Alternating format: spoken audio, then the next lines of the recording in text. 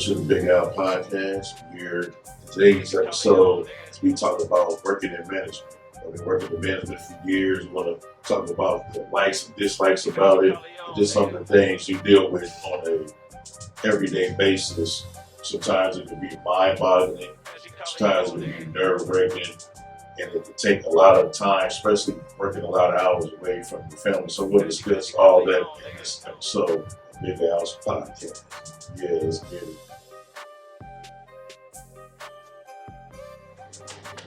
Yo, welcome to the pod. It's your boy Big Al. We is here another day. Let's go ahead and give a round of applause. Yeah, today's episode I'm talking about working in management. We all go to work. We all hate our bosses. Everybody does. We hate our supervisors because they nitpick and they tell us what to do or do this or do that. But I'm here to talk about the other side of being a manager and being a supervisor. You know, working with people with different attitudes is kind of hard because you never know what's going on in their personal life, but you're trying to work together for one goal to get the job done. Me, my position, I work as an operations manager. Well, my title is to make sure material freight that we're shipping, there's no damages. I got to make sure the warehouse is running properly, make sure forklifts or whatever material, whatever machinery we're using is working correctly, things of that nature. Well, my desire first of being a manager wasn't ever the desire of mine. I just wanted to be a worker because I was like, I didn't want those problems. Like, I'm a people's person, but not a people's person to a degree where you have to deal with everybody's emotions because everybody's coming to work with different stuff on their mind, and you got to deal with this person, you got to deal with that person, race, ethnicity, all types of things. But me, I learned how to navigate during the years as a dock worker, the supervisor, then becoming an operations manager.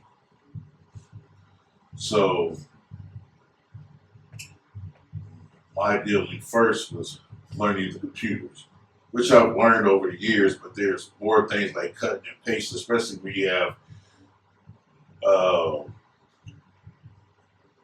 people, or you may have the suppliers with claims, like you might damage freight, so then you gotta take the picture of the loadout, because we take pictures of our loadouts, then you gotta copy paste, you gotta do all that. So I'm not saying it's difficult, but it was kind of like mind-boggling because there's so many things to do on the computer, but to be in that, you have to be computer savvy. First off, be computer savvy. Like, you never took computer classes, you should take them because you're going to be doing a lot of typing. I'm doing a lot of typing my first part of the day before I even go on the dock because I'm answering emails, I'm answering suppliers. You might want to, a supplier may want to expedite their material, then you got to deal with that, or you got to deal probably with a claim. There's so many variables that goes on to it. So, well, I'm gonna tell you about my ascent to becoming a manager. Well, to that time, I was working as a supervisor since 2013, and I was so used to being in that role because my role was basically being on the floor. You have to basically watch. Supervising is not controlling your work. The supervisor is putting workers to places to their best ability, depending what are you doing or what are you supervising. Like me, I supervise a dock where I'm watching guys load out trailers and make sure they're stacking freight properly. And I'm dealing with the computer where we use the scanners and making sure that we're loaded properly and stuff is going in the right place because you don't want to cross ship. Cross shipping costs money, and when it costs money, it usually or probably come off with profit share, just depending on how much the cost of it is. And being an operations manager pays okay. You know, it depends. I always say especially for a man of color, you got to fight for what you believe. You got to fight for your money because you might not get paid properly as your predecessor. Like, I went for the operations job couple years ago. I got passed up. They were saying well, I won't never say I wasn't mature enough, but the guy they brought in was computer savvy. But I don't think I was more computer savvy than him because I was basically doing his job from the time he started to the time he put his notice in because he couldn't deal with people. He was not a people person. People would go to him and give him a problem, and he would give that problem to me. And I think he would do that because he knew that I was a people person. He knew people would listen to me. And he felt comfortable doing that, which I should have never done that because that's not in my job description. My job description at that time was to supervise and make sure these trucks go out and load it and other stuff to make the dock run like it's supposed to. Now, when you're working in management and you're working as an operation manager or even a supervisor, you got to answer to somebody else, which is the general manager. Well, when you're working with the general manager basically knows everything, so he knows how the place runs, and when something doesn't get done right, 9 times out of 10 is going to come down on the operations manager and whatever manager is associated with the dock or whatever place is running. Like, just say, for instance, somebody didn't check the forklift and oil went low and they might have blew the gasket or the engine or something. Now he's coming to you and asking you, like, well, how come this guy is not checking this forklift, or how did this go wrong? Why didn't I follow the proper procedure? So then you have to go to that dock worker because the man that came down on you, because you can't watch everybody.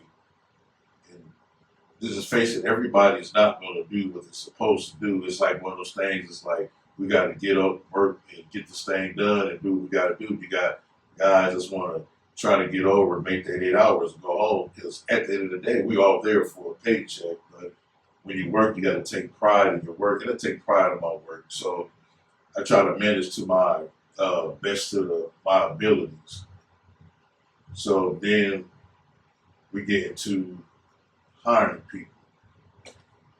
As a manager, when you hire people, you want to make sure the people that you're hiring will work well with other people. The first thing I asked when I did interviews before I became operations manager, I was like an assistant manager to the operations manager.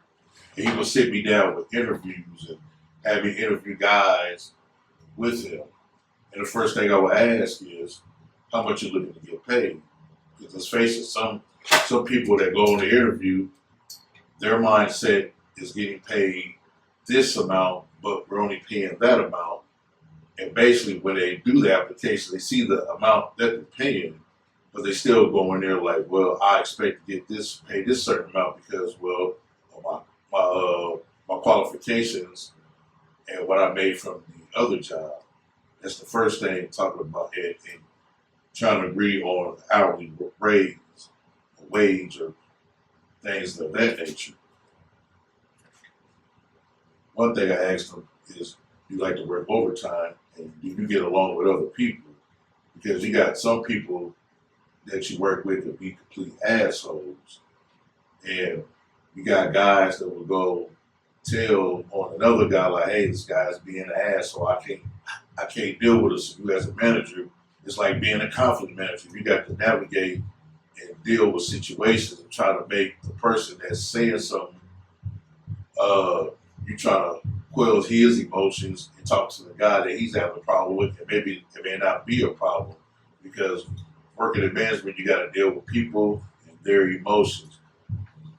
Like, for instance, I have a worker that loves to micromanage. And micromanage, what I mean, like, when we have another shift, say we are doing empty containers and we're staging empty containers. So when the first shift comes in, you got a certain guy that'll be like, well, I think we should load it this way. I think we should load it that way. But you got to go by the GM engineering and however the truck is set up to be loaded to go out to their stops in the morning. That's the way you got to load them. And the guy will write down everything that was wrong and micromanage and would cry and whine.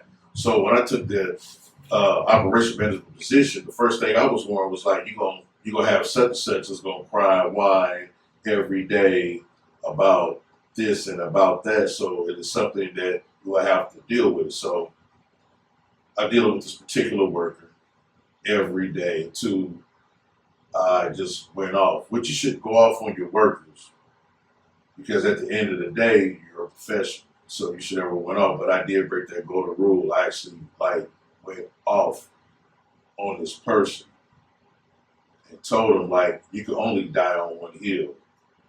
And the things that he was saying made sense, but you still have to go on loading rules according to the GM engineer on how they have it set up because of the stops they go.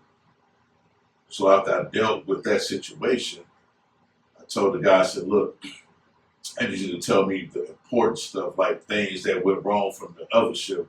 Because at the end of the day, when your management is to make people coordinate, not have one shift that's like another shift. And then you're dealing with people talking about money. Working in management, that's the worst thing because you don't want to hear the guys talk about money because the first thing they'll do, like, well, I've learned not to discuss my pay with anybody, even though such and such might get paid more than what I do. But when you take the job and they tell you what your pay is, that's what it is because you're told from the get-go. So whatever the next person's getting paid, that's their business. Well, when you're dealing with guys that will sit here and talk all day like, well, I get paid this, or well, I came in making this. And as being a manager, I used to get those questions every day like, why come I'm making this, or why they don't give raises this, or why I don't get that. But, you know, when you're dealing with corporate, and I learned working in management, they get paid you on the cost of living, which where I'm at, I'm not going to tell you the job I'm at. I don't want to throw the place under the bus, but at the time, the pay rate wasn't that good, but you compete with other jobs like Amazon, Bowman, and FedEx, and other places that is paying their workers good money. But, you know, in some places they go by, well, we got good insurance, but the worker that's working, they're like, well, I want to get paid money instead of good insurance because what if I don't get sick?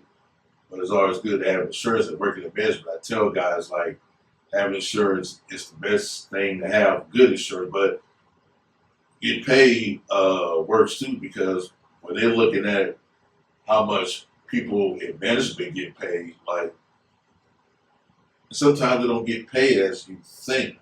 People may think like, oh, this guy is making this money. It don't work that way. This person might be making just a few more dollars than you, or he may have a big family.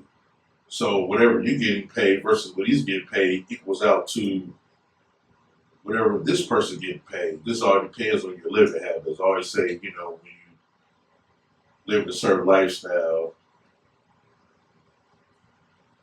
you might get a job that compensates that. And working in management, you gotta put in time, sometimes long hours. Oh my goodness. And it can take a strain on your family working long hours in management. So you actually sacrifice. I've known me being in that position, I've sacrificed a lot of things. I've worked a lot of hours. There was times, and this was in my 30s, I was working 16, 17 hours, or Friday, I would go in at like 7, 6 in the evening when I was working third shift and then get off until like 12 that Saturday because I would stay over and I would work the first shift that they would bring in that Saturday and work with them because, you know, I'm chasing the dollar. But at the end, you get burned out in management. So my thing in management, we work in management, always put a balance there, a balance with your family. Like I'm married, so I'm starting to learn. I had to learn how to balance that. I can't work all day because my wife is in a position where she's head of what she does. She works 12 hours, and you barely get to see your spouse for maybe an hour or two, depending on the hours you work. It could be stressing. It could be like, oh man. And sometimes it could be a burden. And I was told that when I got the position, and me being naive, I'm like, oh no, I could balance it. But then I started to realize, like, yeah, this is taking the toll. Because you want to spend time with your family. You want to go places, but you're working in management. You're dealing with stuff 24/7. So like when I'm off of work, I'm still dealing with work because I get work emails and I check my work emails. I make sure like if somebody called and if they need me, I'm there to answer the call because I'm knowledgeable and I've been there for 13 years. So I have to deal with those things, and sometimes it become a burden. But I'm learning now to juggle it. I remember somebody asked me one time, "Do I regret coming to the management position or even being a supervisor?" Yes and no. When you are a worker, you don't have to deal with a lot of problems. You do just come in there, work, talk shit about the supervisor or management, and you go home. You just work constantly, work, work, work, work, work. That's what you do. When you're a supervisor or you're a manager, you're dealing with all types of things. And it's like, man, it can mess with your psyche. It's like, damn, it can stress you out. Probably give you gray hairs before your time if you can't handle people. And I'm a people's person, so I know how to handle people. Like, when I go in every day, I come with a game plan. I've been doing it so long, I put people in positions to where I know where they excel at. You move a person here, you move a person there. Because face it, some people are not the fastest workers. And I learned in management, you're going to deal with all types of people. And there's a few of, you got the one that I talked about, that's the complainer. And they're going to complain about everything. No matter how you make them happy, they will complain. Blah, blah, blah, complain, complain. Then you have the person that's the slowpoke. What I mean by slowpoke, my thing is, as long as you're working and you're being steady, I don't have no problem. But then you have a guy that just gonna lag and lag and lag while everybody else is busting their butt. They're gonna lag and lag and lag. Working as a supervisor or as a manager, you're gonna get those complaints. And then you gotta navigate with this, like, how can you come and tell this person, like, well, you're not the fastest person, or you need to pick up production, because sometimes they could be their best, or maybe they're going through certain things in their life. So, but I learned what to do because I'm working in the warehouse field and I'm dealing with people, forklift drivers. I put them somewhere, or put them in position to where they can speed up and they can go with the flow and go with other workers. Because normally when you get new workers in, and the first thing they do, if they work with the same stuff they're working at the previous job, they bring that over because that's all they know. And I know in different warehouses, every warehouse is different. You got some warehouses where you just drive the forklift, you got to beep your horn, and safety and all that. We do that too, but it's like a fast-paced thing. So I just learned how to put people where they need to be and learning to talk to them one-on-one.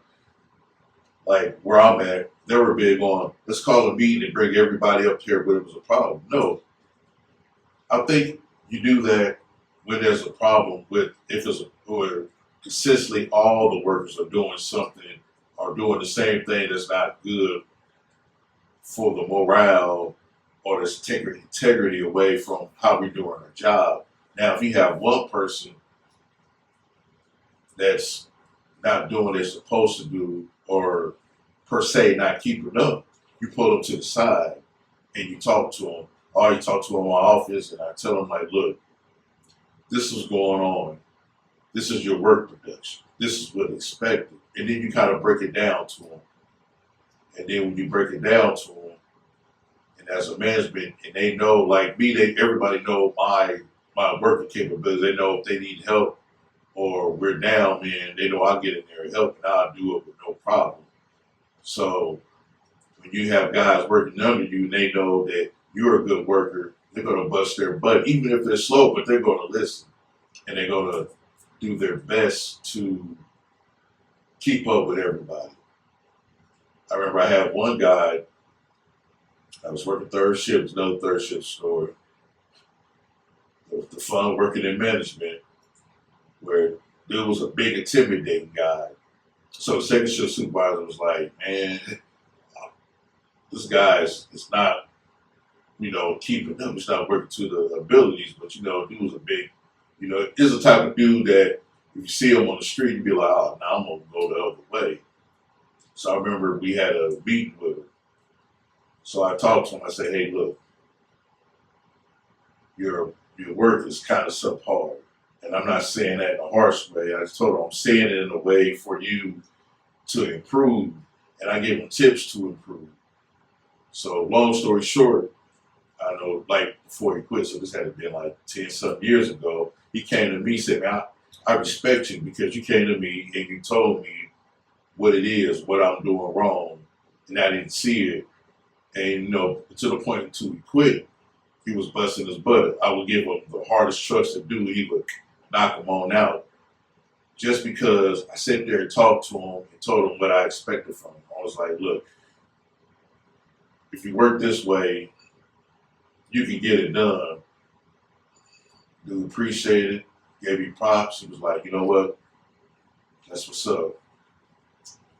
So that's one of the things about dealing with workers. And I got another good story.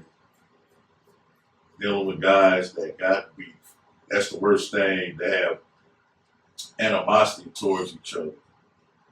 I had two guys, won't name their name because I'm cool with them, but they had some issues that I didn't think it was going to escalate. Next thing I know, they were boom, boom, going at it. They were, arguing back and forth to each other and cussing each other out. Next thing I know, I look, one got one in the front face lock. Dude left like I'm going home. So in that position, that was my first time. I supposed to really send both of them home, but it was one of those things where that person that got put in the front face lock was the aggressor. So, but I learned from then on, before anything escalate, to call them both in and de-escalate the situation. Like, far as me being supervisor or management, because basically it's like babysit to you, like dealing with emotions, dealing with workers and stuff like that. And another thing about management is upkeep. Upkeep of your warehouse. If you have better upkeep of your warehouse, you will have better production. Nobody wants to work in a warehouse where things are not working properly. As a dock worker, I was like, man, I don't care. I'm like, it's whatever, because my mind wasn't set on that mentality of being in management or a supervisor. So me being a dock worker, I was just trying to do not the bare minimum, but I was good at what I did. It was just like, well, it's not my problem if this get tore up, but as a worker, it should have been my problem because that's the facility I work at. I got to have the proper tools to do my job. So I learned that from being like a regular dock worker to being in management. I see you want your stuff to be working properly. You don't want none of the guys getting hurt. You don't want nobody trying to file a claim, stuff like that, because your facility wasn't up to par. Now, being in management and you be an operations manager and when you're running a facility, you always want to know that it's running properly. Like your lights, you always want to have your lights working. Every light in that building needs to work, especially when you're working in a warehouse. It could be a little dark, because I've been in warehouses where the lighting wasn't the best, but they were light, and you want your lights to work because you have OSHA and you may have an inspector come in and want to see how your warehouse is functioning. You might get a surprise. It happens. It happened to us this last year. We never had it in 25 years. It happened last year. Because you want to make sure all your lights are working. And if they're not working, your job as management is to go to the big boss and let them know, or get a contact to fix those lights. because you want all your lights working properly. It's like if you come at home, you want your lights on, you don't want them off, so you want to work it properly. Also, you always want to make sure that you got soap in the man's bathroom. You got, like while working, you got truck drivers coming in and out, so they're using the bathroom, they're using the soap, and you got dock workers using the bathroom, using the soap. So you always want to keep upkeep on the soap, bathroom, paper towels, stuff like that. That's part of your job. You want to always get an upkeep on that, kind of keep things functioning. Then you want to make sure your dock plates are working. Nobody wants to struggle popping the dock plate. So when you work in the warehouse, I work at, so be in management, so mine be specifically at the warehouse, and you want your warehouse to run properly. But back to the dock plates, you want your dock plates to pop and go over, because you can't have a driver go in there without that plate not working. So you always got to check your dock plates. You want to check your dock doors, and you want to check your outside doors and your exit signs and make sure it's up. And you want to check your fire extinguisher. See, these are the things in management that you have to do. That's why I say it's a pro and a con, because it's an everyday thing that you have to keep up with. Then you want to keep up with the upkeep of your warehouse, especially outside. You want to make sure your fence lines are clean, because when somebody come up to your job, you want people to be like, oh man, this is a nice facility. You want to keep it clean. So as a manager, that's like one of my goals, is to make sure everything is clean and we got the trash from the lockers clean and everything is working properly. Because I've been in warehouses where it was crappy. I've been in a warehouse where it was so crappy that when I was coming out of there, damn near when I go home and wash my face, it's nothing but a gang of dirt because the warehouse was bad. I won't say the warehouse name, but this is the worst warehouse that I ever worked at in my life. I wasn't even in management, but I knew then, like, there's got to be some kind of code in here for us not to be working in here, because the floors was jacked up, bathrooms wasn't working right, but we had to use it temporarily because of an incident we had with our building where it collapsed and stuff like that. But that was a long time ago. But it's all about keeping your building up to code, because you don't want OSHA to come in and they see something ain't working right, and they're going to give you a warning, and then there comes the fines. You don't want those fines. And guess what? That dips in your 401k, or not your 401k, but your profit sharing or whatever your job provides. And then there's making sure suppliers that we're shipping, that the suppliers are loaded right on trailers, which I deal with in management. I learned in management, working on the floor, you have to watch guys when they're working. Even though you might have seasoned vets that know what they're doing, but you still have to watch, because in my mind, I know how a trailer needs to be loaded. I know how everything needs to function, because I do it day in and day out. I was a supervisor. I was on the floor. I was a worker. So I like to get things loaded or trailers loaded the way they need to be. So me being in management, I got a specific ways of how I want it. And if we don't do it the right way, we have to do it over. Because at the end of the day, when the workers don't do what they're supposed to do, it will come back on you. And then the general manager is going to come on you, and then you have to go and fix it, which you're going to get the workers pissed, because they're going to say, ah, man, there you go ragging on us, and there you go doing this, and there you go doing that. So you gotta deal with stuff like this. It's like, oh, man. But I've learned, like, in the management, like, when somebody do it wrong, I always try to correct it right then and there. I've learned in the past, when you kind of let stuff be, or you might let your workers just slide by, but they get the job done. But when it comes to the quality of their work and what they're doing, then you got to, like, nip that in the bud and say, whoa, whoa, whoa, whoa, chill. We got to do it this way. Because you always want, if you want consistency on your, whatever you're working at, especially while working, I try to get consistency day in and day out. I try to be damn near perfect day in and day out because you want consistency. You want to do the, you want to keep doing the same thing over and over. You want to, that way when the guys come in, you already know what to do. And on a normal basis, that's what we do. We may have a change here and there. And speaking of changes, another thing about working in management when things change where you have to change something up. Sometimes change is good and sometimes change is bad.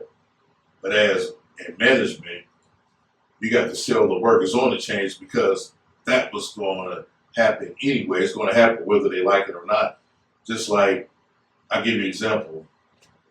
For years, we always got different scanners. Well, what we do, we scan the freight that we're getting off the truck. Basically, we're verifying that we have the freight, and we used to scan the barcode and load in the truck. And I'm pretty sure other facilities do that too. But when somebody used to using a certain system and we bring in a different scanner, it does the same thing, but when they're not used to something, it's like a blowback. It's like, oh shit, you gotta hear the complaint. You gotta hear, oh man, we got this new thing, we got this do this, we got this do that. But as a manager or supervisor, that's when you have to sit there and explain that this is why we're doing what we're doing. Like this scanner right here is better than, for a reason, it's better than the one that we had in the past because this scanner might scan far back. You might be way so far back, like boop, boop, boop, or it can scan labels that another scanner would pick up. So it makes it easier on you. Instead of having to type it in when you can't scan the freight in, you can just boop, boop, boop, boop, boop, and you're selling your workers on that. So that way you have it at ease because you're going to get blowback. Like I said, people in the working field, some don't like change, either it's good or bad, because if they're consistent on doing things a certain way for a long time, once you throw a monkey wrench in it, it kind of mess up their vibe, I guess. But you have to sell guys on, and management sell guys on what you want done and what you need done, because at the end of the day, they just find another job. Or another issue I had, we had to go and change the rules a little bit as far as on how we operate a lift and how we handle material. We had to drive backwards because we were used to doing a certain way of working all the time from the years I've been there. So just recently, we had to change things as of some months ago. And man, you talking about people having an attitude. I mean, it kind of shocked me too. I kind of threw me for a blowback because we were used to doing certain things for so many years. And then we got an audit and it was like, oh no, we can't do that. Example, you got a guy on the forklift with headphones. Well, the previous regime allowed to have the guys having headphones. So it's like monkey see and monkey do. So when you see one person do it, the other person gonna do it. Well, just as face it, having two earplugs in your ear is not safe because how can you hear when another forklift is coming by? You might hit that person, then you got to do an incident report, all that, and you may lose your job because he might file a claim or whatever. So dealing with those rebels, but that was like one of the big issues. We had an auditor come in and he was looking at how we handle material, just looking at our warehouse in general. And he came up to the guy, not saying his name. He had earphones, an earphone in his ear, but he said it wasn't working. He said it was just for, he wanted to use it because he was trying to block the noise from the dock. But if that's the case, he would have heard when the guy came up to him and was asking questions. So during the audit, we lost points on that because face it, you can't have some jobs allow, but really you can't have Bluetooth speakers and earphones in your ears. It's a safety hazard. And then you have one guy had two pallets or had a pallet on one fork and one pallet on the other fork and was riding with it, and which that's a no-no when you do your audits. It's in the audit, but that's a no-no. And they got points taken off for that. But overall, we did a good job. So I had to address that with the guys because at the time, the previous manager, he quit. Like after this happened.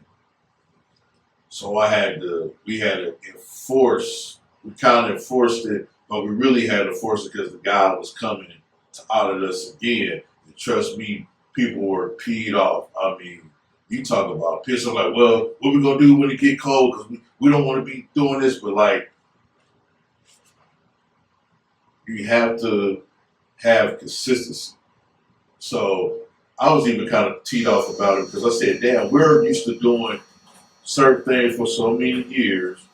But like I said, the headphone thing, I agree with because we shouldn't have it because, people will go get hurt. You will get hurt when you're driving, you're not paying no attention. You'll get hurt. So we had to stop that. We had to stop pushing material. We got to go by basically OSHA rules. You got to drive backwards, blow your horn, watch out for pedestrians. I had a case years ago, right on Martin Luther King Day. I want to say it was like 2016 or something like that, where a guy actually ran over another guy's foot. And I mean, it was crazy. And I never been in that position where I'm trying to figure like, what do I do? What do I do? All because he wasn't paying attention. When you're coming out of the trailer, you always got to look both ways, always look in the back when you're coming back. So he ran his foot over. Needless to say, the guy was out for about a couple months. The other guy, well, he didn't last that long. And he tried to offer the guy $50 so he won't say that, which was crazy. But that comes from not going by procedure. That comes from not having consistency. So, me learning in management, you gotta have consistency. When you have consistency, you're used to doing things consistently. You have a good work environment. Because once you have people set in their ways, they want to do what they want to do, all they're going to do is cry and complain. Cry and complain. So that's one of the things like working in management, dealing with. Like I said, it could be management is not for everybody. I'm going to put it like that. It's not for everybody. And you got to let the workers know because you're going to have some going to disrespect you personally. But you got to let them know like, hey, I'm still the same person when you see me outside the job. And I had to, back in the day, give a one-on-one course on, hey, you ain't going to talk trash about me. Because we have to be on the job, but I'll come see you. I'll come see you. And I'll leave it at that. Because you're going to get people that's going to test you. And you, as management, you have to have thick skin. You got to have thick skin. Got to have it. Got to have consistency. And whatever rules you set in place, always keep the rules going. Always keep the integrity going. Then dealing with the truck drivers.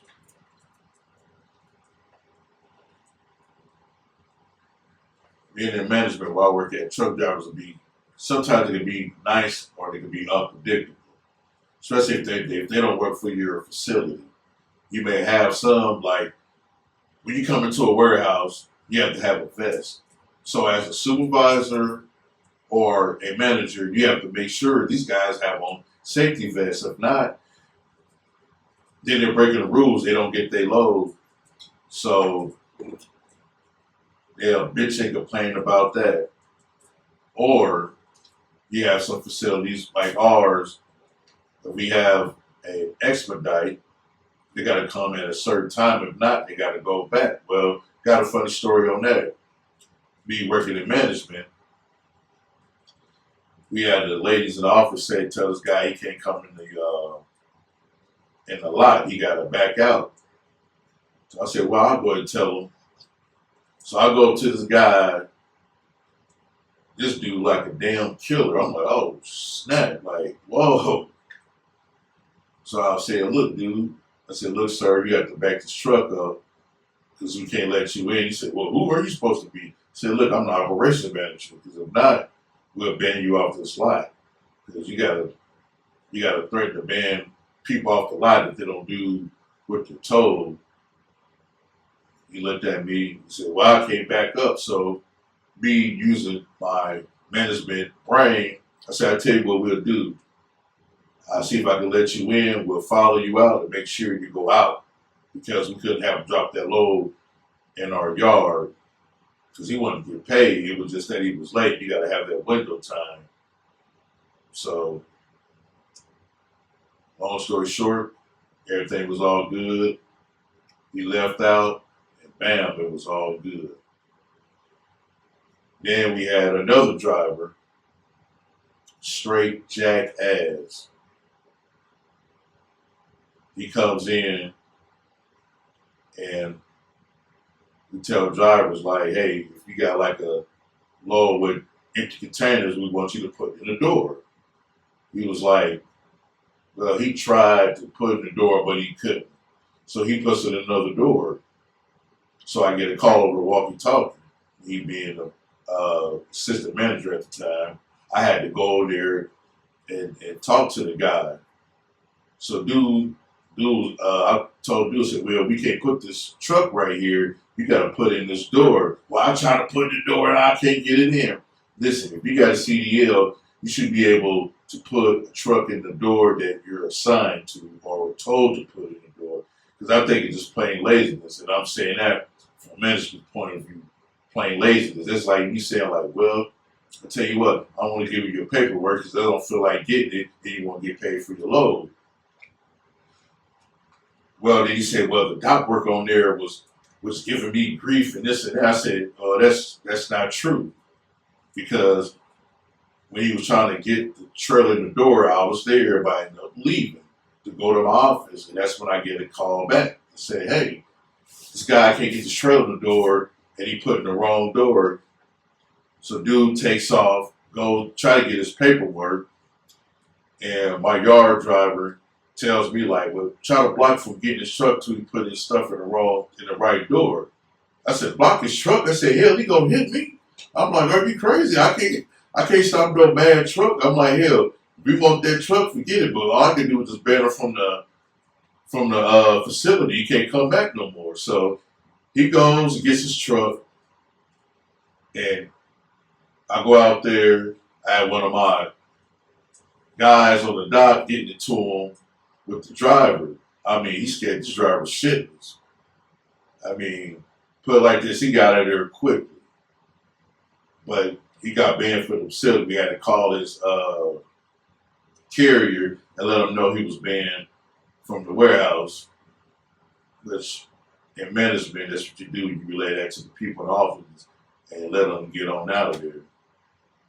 But they're just some of the things in management that I deal with. I feel I want to see her talk about it because I know people that's in management, they deal with all types of stuff. Like I said, it is not an easy job. Like sometimes the pay don't match the job because you're dealing with a lot of BS every day. And sometimes the money don't match the work that you got to put up with.